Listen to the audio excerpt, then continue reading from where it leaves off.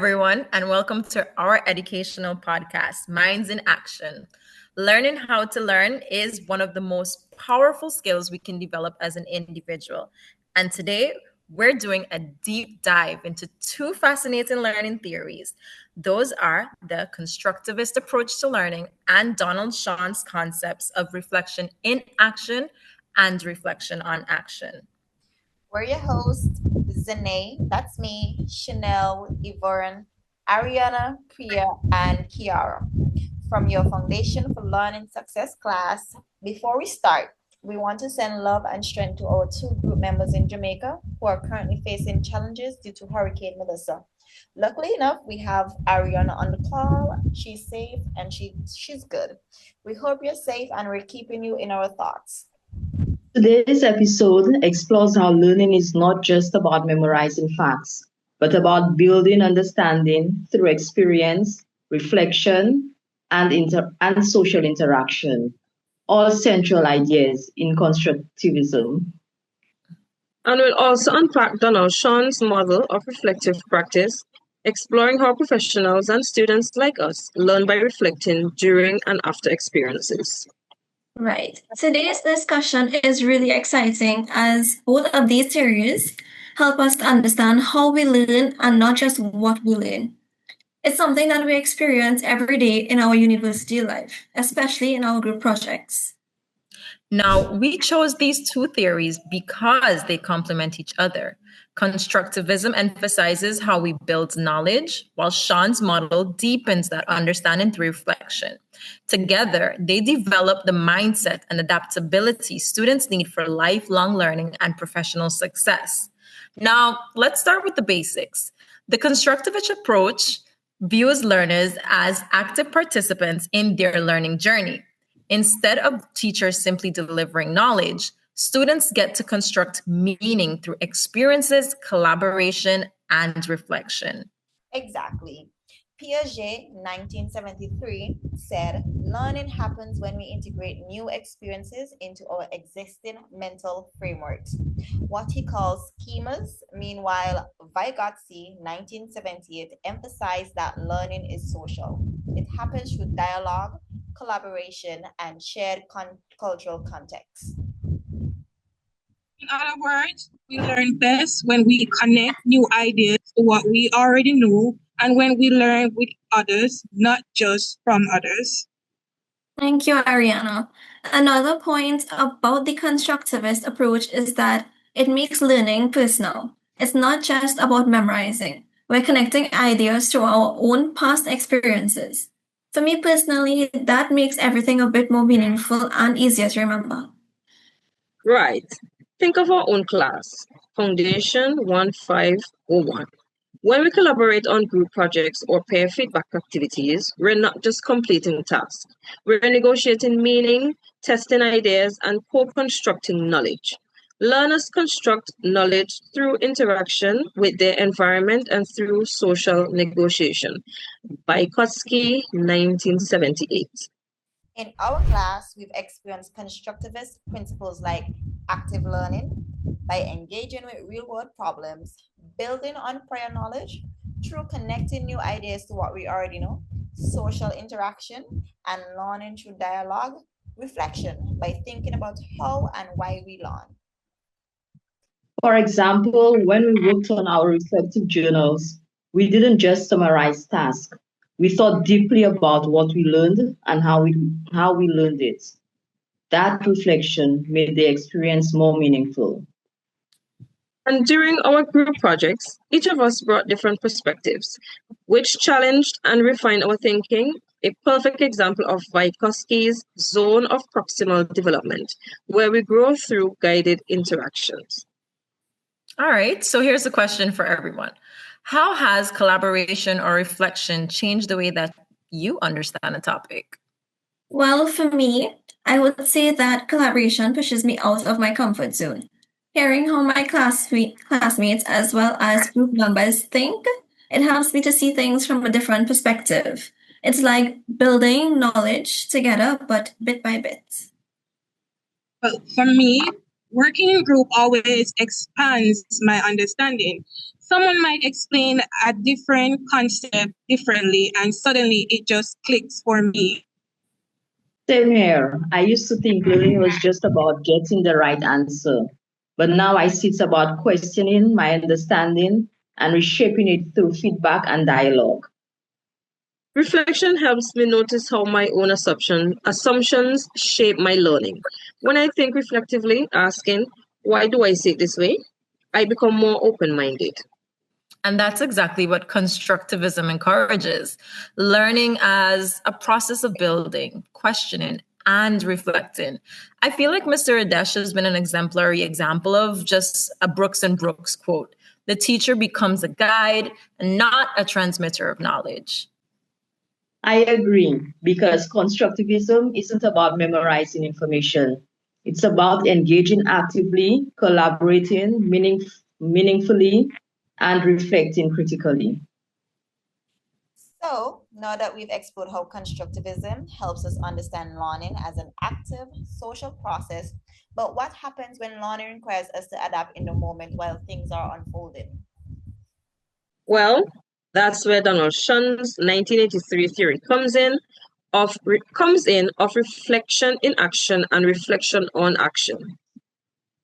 Now, we're exploring Donald Schön's 1983 theory of reflection in action and reflection on action.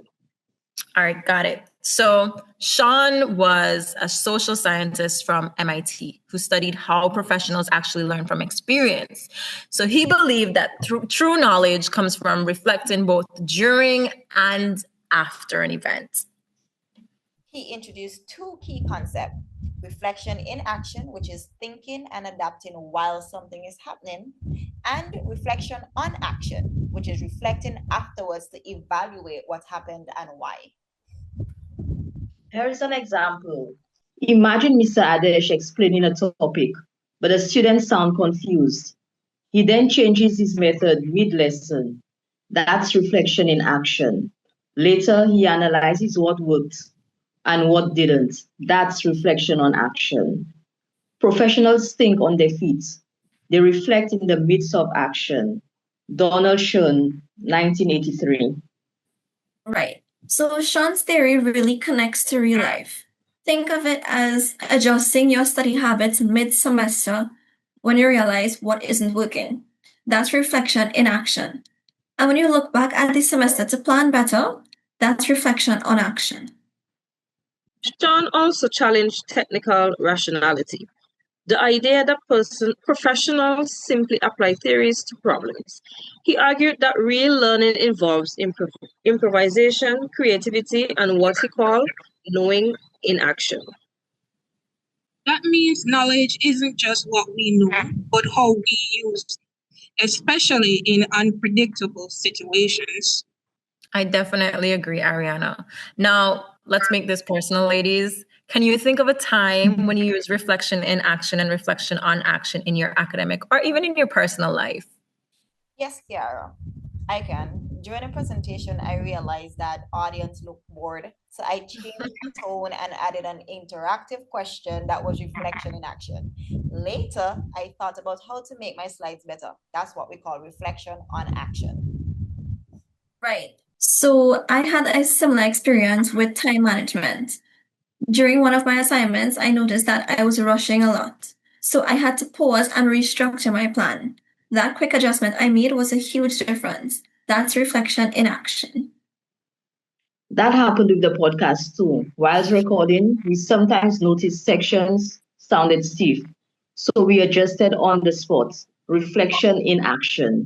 Later, we did some review of the recording and discussed improvements. Reflection on action.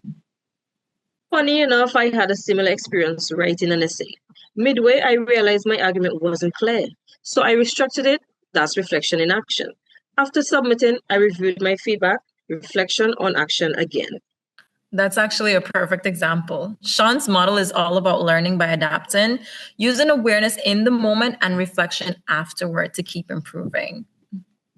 And this ties beautifully into constructivism. Both emphasize learning through experience and reflection. Perfect. A lot of information. Now that we've explored both theories, let's all connect them. All right, so constructivism focuses on how we build the knowledge through experience and interaction, while Schön's theory explains how we reflect to refine that knowledge in practice. Learning in layers. First we experience, then we reflect, and that's how growth happens. Piaget and Vygotsky show that learning evolves through experience and social interaction, while Schön adds that reflection transforms those experiences into professional insights. Yes, and when we use both theories together, learning becomes more intentional. We build knowledge through our experiences, but reflection helps us to refine it and truly understand ourselves as learners. Together, they show that relearning isn't passive, it's dynamic, reflective, and personal. So, how do you think both theories connect to our university learning here at UWE? Good question. I think constructivism shows up when we collaborate on assignments. We build understanding together there. Schön's reflection comes in after, when we assess what we've worked on and what we didn't work on. Exactly. University pushes us to think independently, but reflection helps us to stay aware of how we're learning. It turns experiences into insights. And I'd also add that both theories reminds us that learning doesn't stop once the assignment is completed. Constructivism helps us make meaning through collaborations, while Schön's reflection helps us to refine our approach for the next term. Together, they encourage us to take ownership of our learning, to see every experience at university as a chance to grow and improve. And that's what reflective learning is really about. Continuous growth, both academically and personally. Honestly, recording this podcast made me realize I learn best through discussions. As we talked, I caught myself adjusting my explanations. That's reflection in action, in real time. Same here. This whole process has also been a constructivist experience. We learn about reflection by doing it together. I realized that during the podcast, I was using both theories without even noticing. Constructing new ideas while reflecting on what I was saying. It's such a fun way to learn by doing. Yeah, Ariana, and that's the beauty of these theories. They don't just describe learning, they actually shape it as we live it. So, to wrap things up, the constructivist approach reminds us that learning is active, social, and of course, reflective. And the Schön's model shows us that reflection, both in the moment and afterwards, transform experience into deeper understanding, guys. Yes, and both constructivism and reflection remind us that learning never really ends. Every challenge, every mistake, every success, it is a part of our growth as learners and people. So together, these theories help us move from surface learning to deep learning, where knowledge transforms who we are. Thanks for tuning in to Minds in Action. Remember, keep building your knowledge, reflecting on your growth, and learn from every experience.